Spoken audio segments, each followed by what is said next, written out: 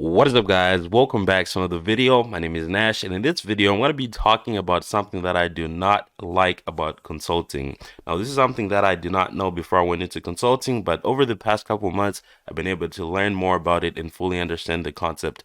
Now, I feel like a lot of people are going to be in the same boat that are looking to go into consulting, but I'm here to help you out and let you know before you even think about going into consulting, because sometimes people don't want to do certain things for a job.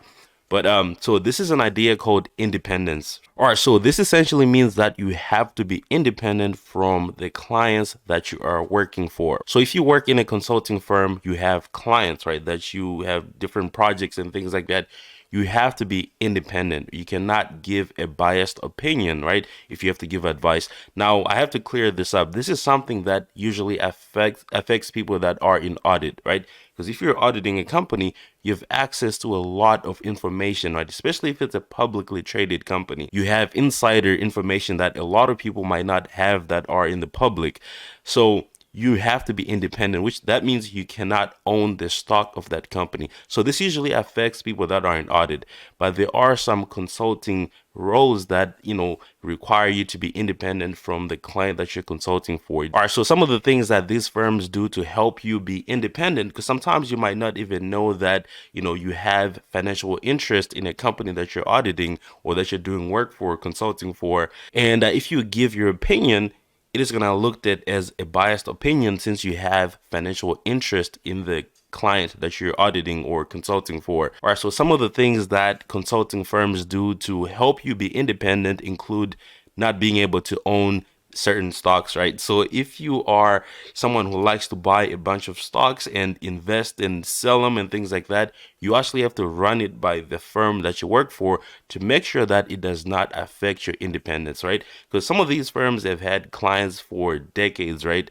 And it's an ongoing relationship, so you're not going to be able to own that stock. So let's say the firm that you work for has been working with Google for the past like 5 years, and they expect that relationship to keep going. So what the firm is going to do, they're going to put the Google stock at on a list that you're not supposed to buy, right? Especially if you work in a position where you are maybe auditing Google, you're helping them with their taxes, or maybe you are auditing the financials, or in consulting you're working with you have access to information that the public does not have that might affect the price of the stock.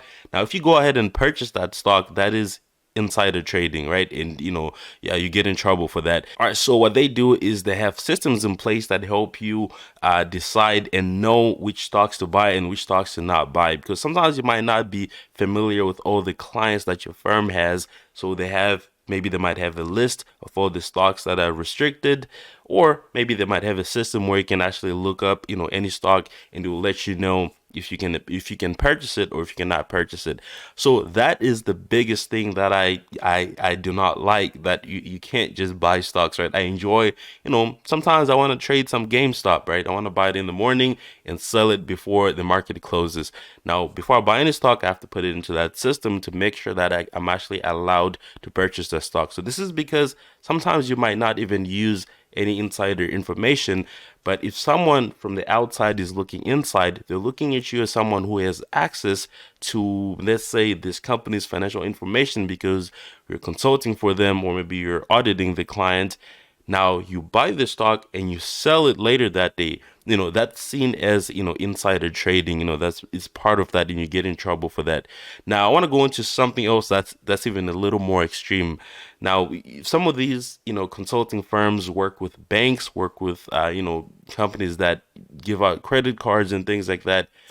If you're gonna get a loan, you have to run it by them, right? You have to run it by your consulting firm, because sometimes some of their clients are these companies that provide loans, right? So if you're going to get a loan, you have to disclose that you have financial interest in the client that they're going to be working for. This includes credit cards. If you carry a specific amount, on a credit card, let's say you have, you carry over a balance of a specific amount. It's not like if you have $5 that you carry over $10 or $100, you're going to be in trouble. It's not that. It's a specific amount. It varies for each firm, and you have to report it before you even get assigned to a project that, to that project at that credit card company or that bank, it's something that you have to disclose because it affects your independence, right? Since you have financial interest. Now, the last thing I want to talk about is going to be insurance, right? So some of these firms have clients that are insurance providers, right? That they help maybe audit, consult for, and things like that. You cannot just get any insurance and not report it, right? So let's say you purchase a new pet and you buy pet insurance, you have to report it. You have to make sure that it does not affect your independence. And this also includes your immediate family. So if you have a significant other, they're not going to be able to purchase any random stocks. You have to report the stocks that they own to the firm that you consult for, that you work for. Sometimes, let's say your significant other works for the firm that you're about to consult. This is something that also affects your independence. So there's obviously a lot more to independence than just the things that I listed. I just wanted to make this a short video because I can keep going for hours. Now, I know that this sounds like a lot, and these firms, I should realize that this is a lot for one person to keep track of. Like, I got this insurance, I have these loans, I have these credit cards, I own this stock, this is in a mutual fund, this is in an ETF, does it count?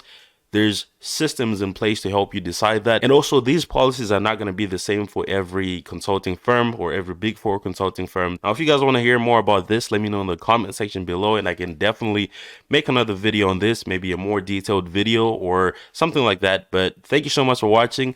Make sure to go ahead and hit the subscribe button below if you haven't already, and I'll see you guys on the next one. Peace.